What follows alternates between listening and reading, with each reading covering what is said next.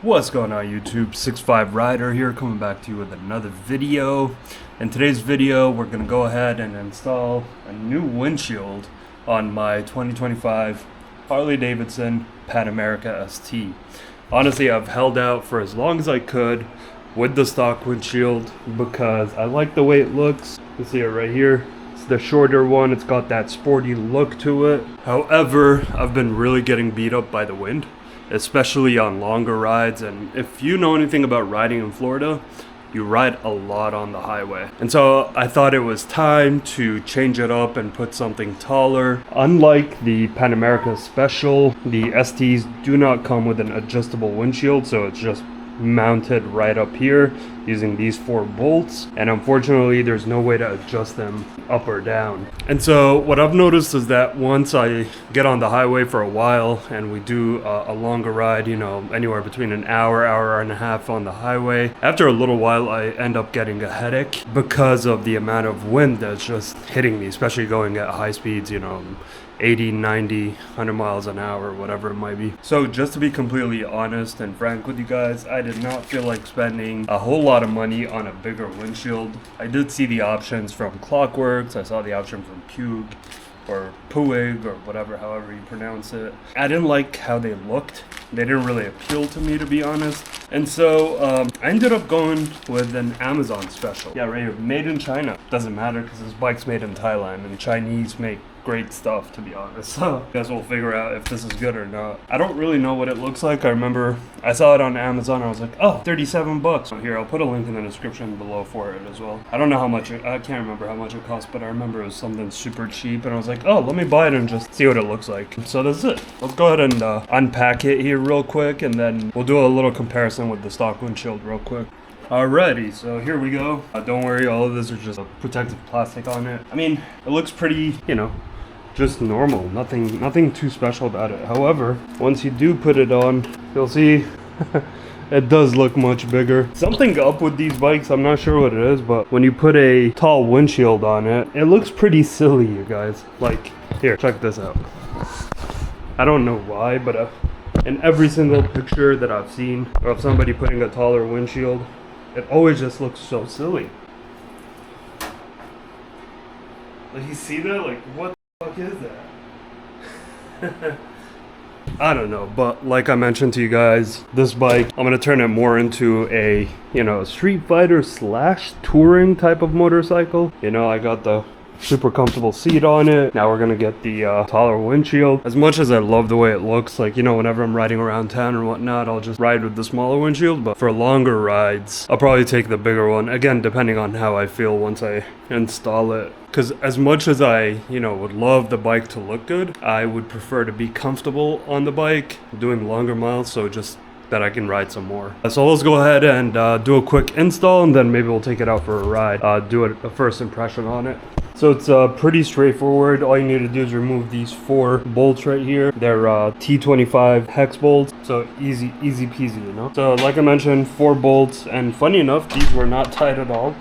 Like, look at this, I'm able to I'm able to unscrew with the bottom part. Yeah, just a reminder, throw some Loctite on there. But yeah, just to show you guys, so it does come with the bolt itself, and then looks like there's a little rubber washer right there. I guess the washer helps with the vibrations. And keep these handy because we're gonna reuse the same bolts for the new windshield. Alright, so this is what it looks like if you've never seen a Pan America without a windshield. Here it is.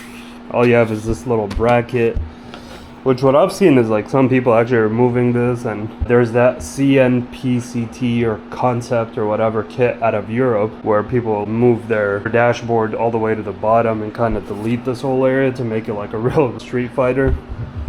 But yeah, this is what it looks like.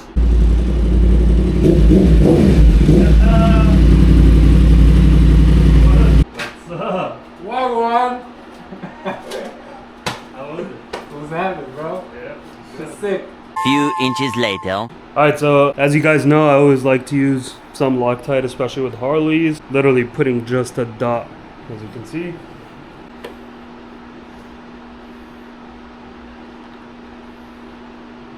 Alright, so just 4 little bolts, and that's how it looks. Like I said, every time I've seen one of these bikes with one of these tall windshields, it looked it looked very silly. But hey, who cares about silly if it does the job, right?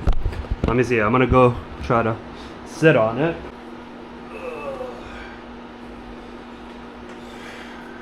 Okay, I think it's gonna provide a lot of protection for me because as I'm sitting right now, what they say is that you're supposed to be able to see on top of the windshield instead of through the windshield. So I can see that just fine with my height, and I feel like it's gonna block a lot of the wind and make it go on top of my helmet. I hope there's no buffeting. But I'll bring you guys out with me here in a little bit. We'll go take a ride, but this is what it looks like from the driver's view. So you see you can barely see through it, which is fine. But yeah, I think it turned out okay. So what I'm gonna do right now is we're gonna go ahead and take it out on a ride. All right, cool. I'll see you guys on the bike later. Alrighty, so here I am with the taller windshield. This is a in the city test. And right off the bat, I can tell already that the wind noise is definitely quieter, and so that really indicates and signifies that I am getting more wind protection. Like, I'm not hearing all that wind hitting me right in my helmet, so I think that's a plus right then and there before even, I did notice when I was back there, coming in, riding a little bit more spiritedly, I did notice that I am getting a little bit more wind buffeting at the top of my helmet. And that makes sense because all the wind that's going off of the top of the windshield is hitting me just at the top of my helmet.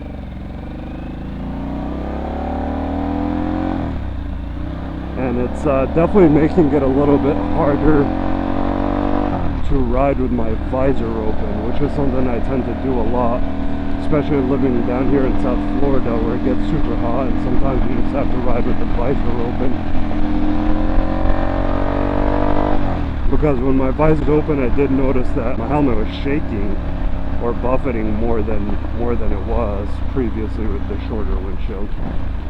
But we're about to get on the highway here in a little bit. We're gonna ride about, what is it, like 30 miles, 40 miles down to Pompano Beach. Actually riding to the Two Wheels World dealership down there to pick up my license plate for the NT10. Yeah, I'll see you guys on the highway and we'll check it out. We'll see what's going on. Okay, first impressions here with the visor down. It's pretty good. I mean, I'm going 86, 87, 90 miles an hour. It's definitely more wind protection than the stock one, the shorter one. The annoying part about it is you see how it's like vibrating like crazy. I think it's supposed to do that, so not too worried about that. I can tell you for sure it is super difficult to ride with the visor up, although I can, but I just get way too much wind and the visor keeps, slamming down. So I guess for this specific windshield, it's better to ride with the visor down.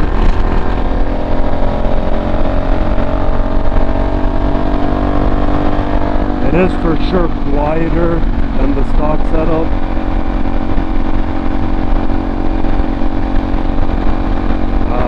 The buzzing on it is a little bit annoying because that can get old real fast, especially as you're sitting there like watching it. Visibility is fine. I don't need to look right in front of me. I need to look on top of it.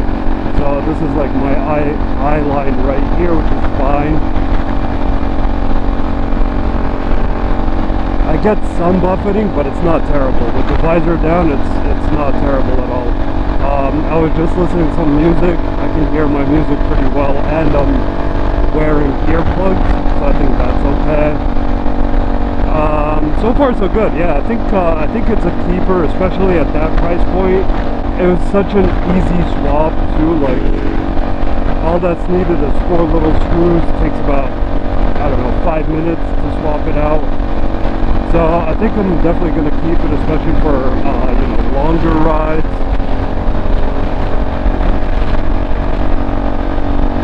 Or rides that I know that I'm going to be on the highway for a while, because it definitely helps. Like, I'm not fighting the wind like I typically would going at these speeds, if you know what I mean. Like, I'm not having to hold on to the bar and kind of strain my neck forward to stop from going back, because all that force of the wind is hitting the windshield specifically and not hitting me and my forehead. So it's all good with me. Honestly, so far so good. I'm not having I don't have any regrets, especially at that price point. Even if by the end of today's ride, which I'm probably going to do 60-70 miles on the highway, even if I don't, I don't know, I guess that's going to be the verdict. I will update you guys as soon as I'm done with the day, maybe once I'm back home.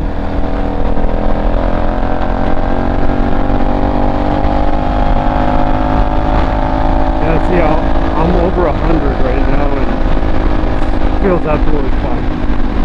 It's good. I'm glad I got it, and I don't think I'll be getting rid of it. I do recommend it for you guys, especially if you guys are a bit shorter than I am. Like I mentioned, I'm 6'5", and I think this could do really well for somebody who's shorter than me, maybe down to 6'2", 6'3", and below. So yeah, I have no regrets with it whatsoever.